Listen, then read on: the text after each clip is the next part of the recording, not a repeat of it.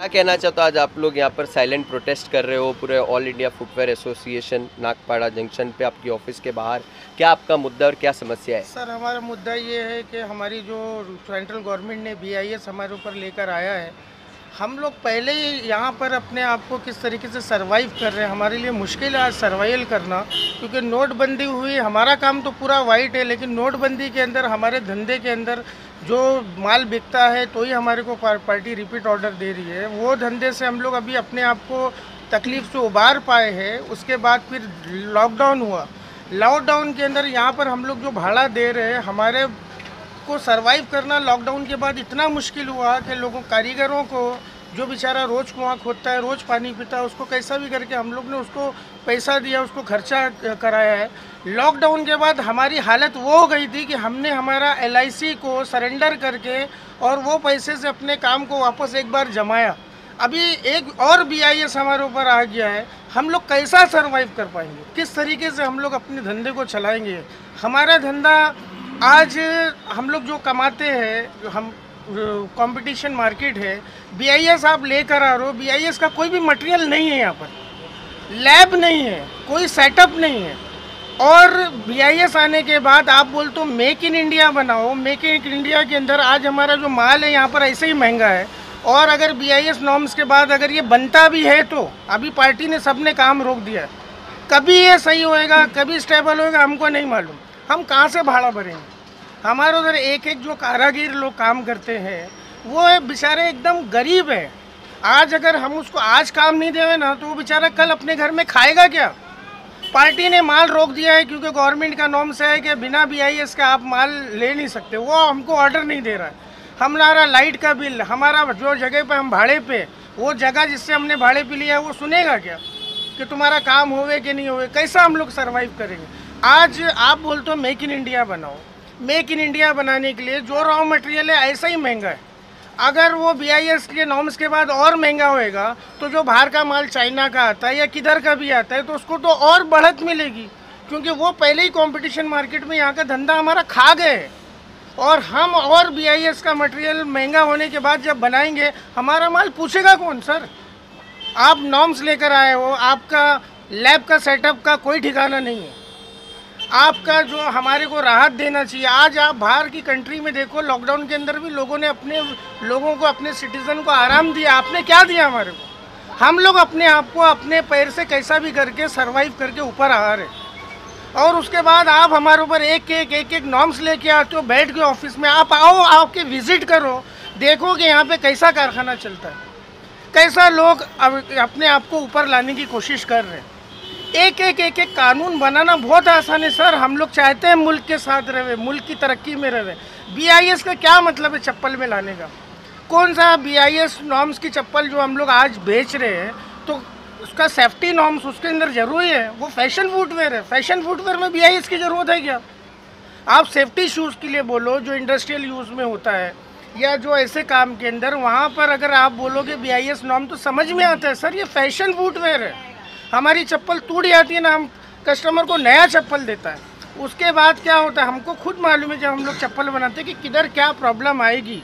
तो वो चप्पल पहनी हुई जो हमारे पास रिटर्न आती है, उसका कोई कॉस्ट नहीं होता, वो कचरे के डब्बे में जाती है।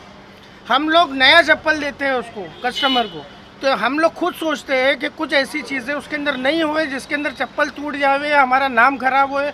हम लोग क्वालिटी कंट्रोल करते हैं अपनी तरफ से, हमारे को दिक्कत अभी भी नहीं है। लेकिन BIS के बाद आप सोचो कि प्रोडक्ट कॉस्ट किधर जाएगा? तो जो बाहर का प्रोडक्ट आ रहा है उसके साथ हम लोग कैसा कॉम्पिटिट करेंगे? अरे आपको, हमारे को इस इंडस्ट्री को ऊपर लाने के लिए हमारे को भी सब्सिडाइज देना चाहिए, हमारे को लोन देना चाहिए, हमारे को ऊपर किस तरीके से हम लोग वर्ल्ड में कंपटीशन करें, उसके लिए हमारे लिए सपोर्ट करना चाहिए। बजाय सपोर्ट के आप और हमारे को दिन ब दिन गिराने की बात कर रहे हो। मर जाएंगे, भूखमरी होएगी। कारीगर जो आज मेरे पास काम कर रहा है, अगर काम करने का उसको मैं नहीं दूंगा तो चोरी करेगा, डाका डालेगा, क्राइम बढ़ेगा। तो सर रिक्वेस्ट है कि ये इंडस्ट्री जो फैशन इंडस्ट्री है, इसमें BIS की ज़रूरत नहीं है। आप फिर एक बार सोचो, फिर बैठो, मीटिंग करो, देखो, सर्वे करो, आओ इंडस्ट्री में, देखो कि इंडस्ट्री कैसा सर्वाइव कर रही है। सर रिक्वेस्ट है सर, प्लीज़ हम लोग के ऊपर दया करिए और हम लोग को ये BIS वाले नॉर्म से निकाल दीजिए, आपकी बहुत मेहरबानी होगी। सर अशफाक जी इतना चाहते हैं कि ये जो आपके ऊपर जो BIS IOS आने के बाद आपको टेस्ट का पैसा कितना लगने वाला है और आपका लाइसेंस का पर ईयर का क्या एक्सपेंडिचर जाने वाला है? मैं FMWA से अशरफ शेख सेक्रेटरी। और जैसा कि मोहसिन भाई ने सवाल पूछा कि ये कितना पैसा लगेगा, इसमें लगभग 25,000 रुपया पर जोड़ी का टेस्ट का जो है हम लोगों को देना होगा। एक्चुअली ये 25,000 से ज़्यादा प्रॉब्लम ये है कि हम लोग का जो फैशन फुटवेयर है वो बहुत जल्दी चेंज होता है, मतलब उसका टाइम जो है बहुत कम होता है, वो बहुत जल्दी चेंज करना पड़ता है हम लोगों को। तो हम लोगों के साथ इतना मतलब वो आसान नहीं है। और डेली हमारे जो है रोज़ 10-20 सैंपल बनते हैं और डेली के बेसिस पे हम लोग ये टेस्टिंग नहीं करा सकते। और फैशन फुटवेयर के ऊपर तो बहुत ही मुश्किल है टेस्टिंग का होना मोहसिन भाई। लेकिन हम लोग क्वालिटी कंट्रोल के खिलाफ नहीं है, हम लोग गवर्नमेंट के साथ है, बट लेकिन हम लोगों को थोड़ी राहत दी जाए। जो लैब्स वगैरह का हमारे जो पहले रिजवान भाई ने बताया, लैब्स वगैरह की फैसिलिटी नहीं है और यहाँ पे कोई माल वगैरह हम लोग के पास ऐसा नहीं है जो हम लोग उस तरीके का माल लगा सके। तो मेरी गवर्नमेंट से रिक्वेस्ट है, प्लीज़ आप इसको समझिए, अच्छे से समझिए। हमारी एसोसिएशन भी इसके कोई खिलाफ नहीं है, लेकिन हमको आपकी सपोर्ट की ज़रूरत है। एक टेस्ट की कितनी कीमत आपके हिसाब से? एक टेस्ट की 25,000 है, 25,000 रुपये। और उसका प्रोसीजर क्या है आगे का? प्रोसीजर उसका ऐसा है कि हमको अभी तो टेस्ट अवेलेबल ही नहीं है। 4 टेस्ट पूरे इंडिया के अंदर लैब बने हुए हैं और एक जोड़ी को भेजने के बाद लगभग उसको वर्किंग 12 डेज़ लगेगा, 12 दिन लगेगा। उसके बाद भी उस पर जो है अभी तक के हम लोगों को पता नहीं कि क्या स्केल पे हम लोगों को बनाना है, क्योंकि उसका स्केल अभी तक के हम लोग के पास प्रॉपर आया नहीं है। और तकरीबन कितने मटेरियल है जिनका आपको टेस्टिंग कराना पड़ेगा? अराउंड अगर आप टॉप टू बॉटम अगर जोड़ने जाओगे तो कम से कम 50 से 100 मटेरियल ऐसे होंगे जो हमेशा कंटिन्यू रहते। उसके बीच बीच में कुछ आइटम डिसकंटिन्यू होती है और नया आता है बिकॉज ऑफ फैशन फुटवेयर। अब तीसरा कौन बोलने वाला है? तो किन मुद्दों को लेकर आज आप यहाँ पर silent protest? Sir, Mumbai footwear welfare association से मैं आसिफ मर्चेंट बोल रहा हूँ। जैसे हमारे साथियों ने बताया कि BIS जो चप्पल के ऊपर लागू हुआ है, ये बहुत ही सख्त कानून लागू हुआ है सर। हम कोई कानून के आने से मुखालिफ में नहीं है सर, लेकिन इस कानून को इतना सख्त ना किया जाए, क्योंकि ये इंडस्ट्री जो है ना बहुत छोटे से लोगों से मिलकर बनी है सर। बहुत छोटे 3-3 कारीगर, 4-4 कारीगर, 2-2 कारीगर काम करते हैं। तो मुंबई में सर ये तो हम लोग ला ही नहीं सकते, इस कानून को अमल कर ही नहीं सकते। तो मेरी मेहरबानी ये है कि इसमें फ़ीस की भी बहुत कमी की जाए, क्योंकि एक आर्टिकल पे पास कराने के लिए 1 से सवा लाख रुपया खर्चा होगा। Testing fees, markup fees, agent की फ़ीस, और उसमें 15 से 20 दिन का प्रोसीजर है। और इस वक्त हालात काम के ऐसे है कि बिल्कुल कोई पार्टी काम देने को तैयार नहीं है।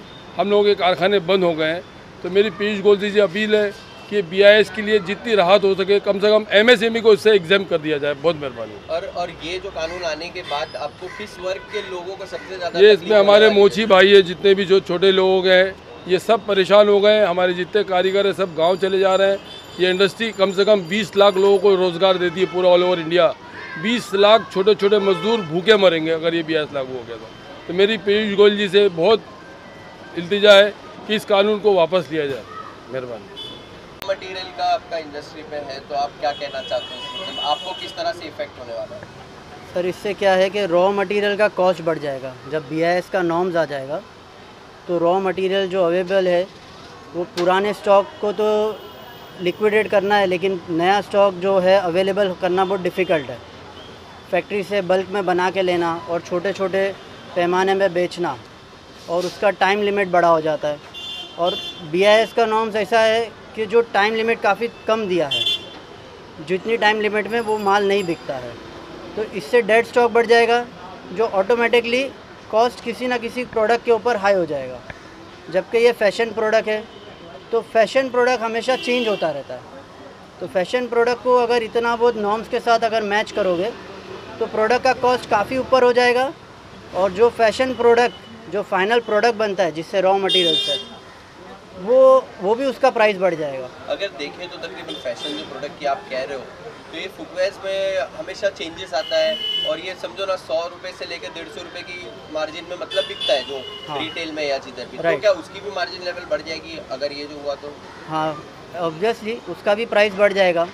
तो जो लोकल आदमी है जो अफोर्ड नहीं कर सकेगा वो बिल्कुल अफोर्ड नहीं कर पाएगा फिर फैशन प्रोडक्ट। तो अभी जो 100 रुपये की जो चप्पल आ रही, तो यानी ये सब आने के बाद वो कितने की होगी तकरीबन आपके हिसाब से? शायद डबल हो जाए, क्योंकि हर चीज़ डबल में प्राइस में हो जाए। या बहुत सी फैशन प्रोडक्ट्स जो काफ़ी अवेलेबल होती वो नहीं भी बनेंगी, तो कोई और बना के देगा। तो ये जो स्मॉल स्केल इंडस्ट्रीज़ जो बना के दे रही है उनका वो बेरोज़गार हो जाएंगे वो, और सिर्फ कॉन्सेंट्रेटेड एक ही बड़े प्लेयर्स के हाथ में शायद रह जाए।